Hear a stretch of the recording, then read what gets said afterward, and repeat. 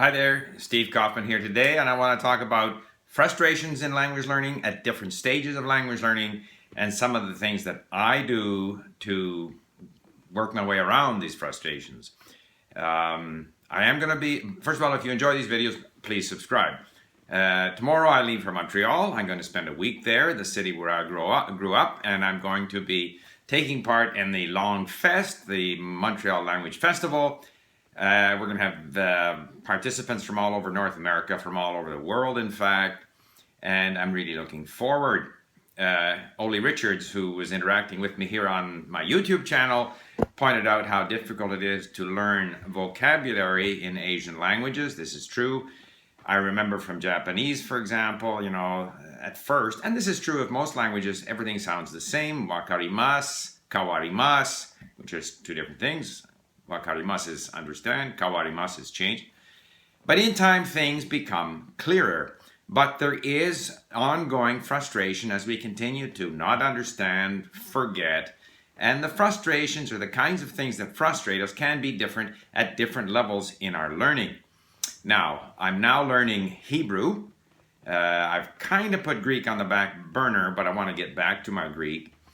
And so I'm at the very beginning stages. I have forgotten the frustrations that I went through with Japanese or even with Greek 4 or 5 months ago.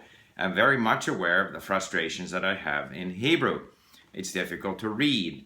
The vowel, typically vowels are not indicated, and even when they do show the vowels, they have these microscopic little dots, so hard to see.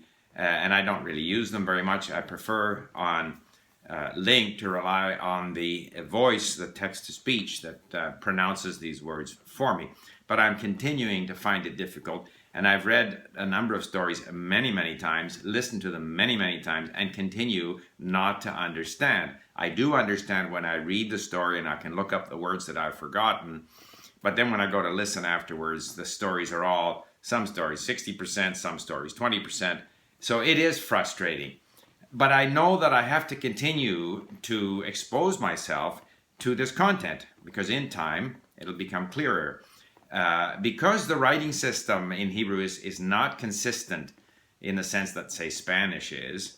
Even in Greek, you have, a number of sounds that can be represented by several combinations of letters, but when you read it, it is more consistent than Hebrew. Hebrew it's very, let me just say that it's worse than English. So that is a level of frustration. But I know I have to continue to expose my brain to this. So rather than, and I have mentioned before that if you do the same task over and over again, comes a point when the benefits, the return on investment of time becomes less and less and less. So you have to vary, either you have to vary the content you're dealing with or you have to vary the activity.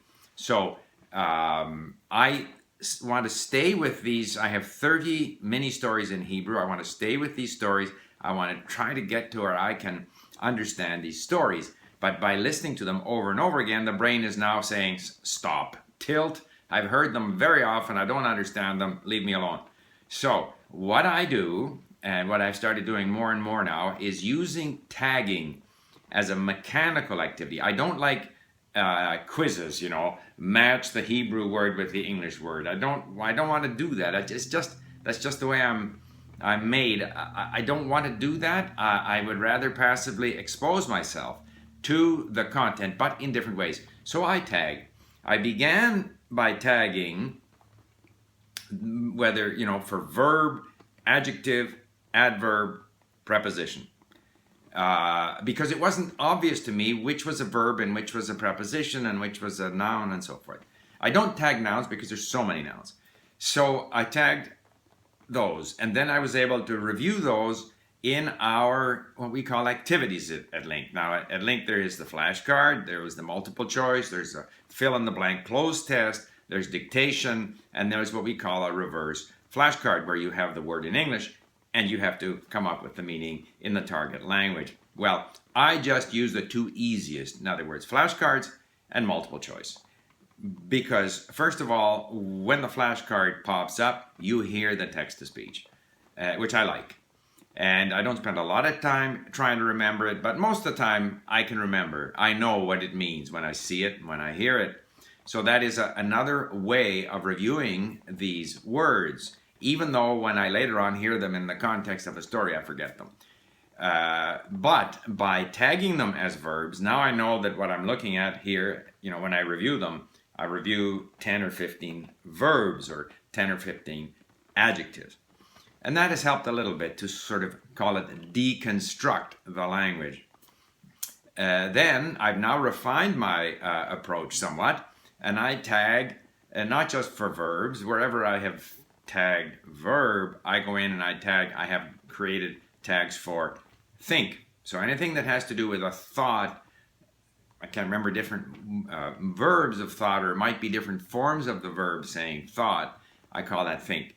Anything that has to do with I intend to, I'm going to, I plan to, that's called plan. Feel is another tag I use for afraid, bored.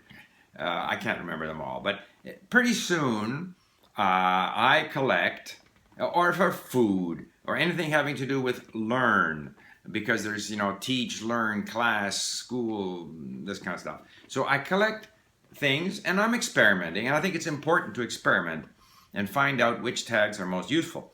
But I find it very helpful to go through 10 or 15 of these items, vocabulary items, in these two activities, which is a flashcard where I hear it, text-to-speech, and then again the multiple choice where again I hear it, text-to-speech. So I'm being exposed to it. But the advantage is that it's a mechanical learning activity. I go through the lesson that I read 3, 4, 5, 10 times, and I now go through and I determine, what is the role or function of this word, and I give it a tag. That in itself is already helpful, and it's somewhat mechanical. And then I go to our activity section in the vocabulary section at Link, and I go through 15 or 20 of these. Motion, for example, is one. Go, come, leave, enter, any of those words, that's under motion. Anything having to do with give, take, buy, that sort of action of grabbing, taking, giving, that's another. I call that take. You can give it your own definition. And some of these tags work better than others, and you can change as you go along. But it gives you another way of exposing yourself and sort of focusing on a certain type of word. And I find that when I go back and read and listen, I understand better. Now, as you progress in the language, you'll find different things challenging. I should say, first of all, that having spent now 2 weeks on Hebrew, when I go back to Greek, I find Greek very easy. So one advantage of pushing yourself in something more difficult is when you go back to something that you're more familiar with, it all of a sudden seems a lot easier than it was before. Plus, I've listened to the Greek stories many, many more times. And as I say, the writing system is not as strange to me as the Hebrew writing system. But in Slavic languages, of course, I tag for cases. In other words, this is the instrumental case or the genitive case. Or I tag for, verbs of motion, aspect of verbs, these kinds of grammatical structural things that cause me trouble. And in Slavic languages, I tag phrases because I'm more advanced. So I may eventually want to, with the Slavic languages, also, instead of just doing the simple flashcards and multiple choice, I might do the reverse flashcard, where I have to translate from the English into Polish, Ukrainian, or whatever it might be. So by varying what it is you choose to save and tag, word or phrase, sentence even, and which activities you're going to use, you can continue to vary this sort of, call it mechanical activity. So it is another way that you can advance your learning, doing something that's somewhat mechanical as a relief from continuing to struggle against, particularly in the early stages, this fact that you keep forgetting, you keep not understanding. I find that in the languages where I'm more advanced, I don't really need to tag for vocabulary because I understand it so well that I know with time that things are going to fall into place, the words are going to start to stick, but that there are certain structural patterns that my brain is just not yet used to. And so I tend to focus in on those areas. It might be the subjunctive, in Spanish, or whatever it might be. So just a bit of advice that you can use this tool of tagging and experiment with it as a means of overcoming the kinds of frustrations that we inevitably come across in language learning. So I hope this was helpful. I look forward to seeing any of you that are going to be in Montreal in this coming week. And thank you for listening. Bye for now.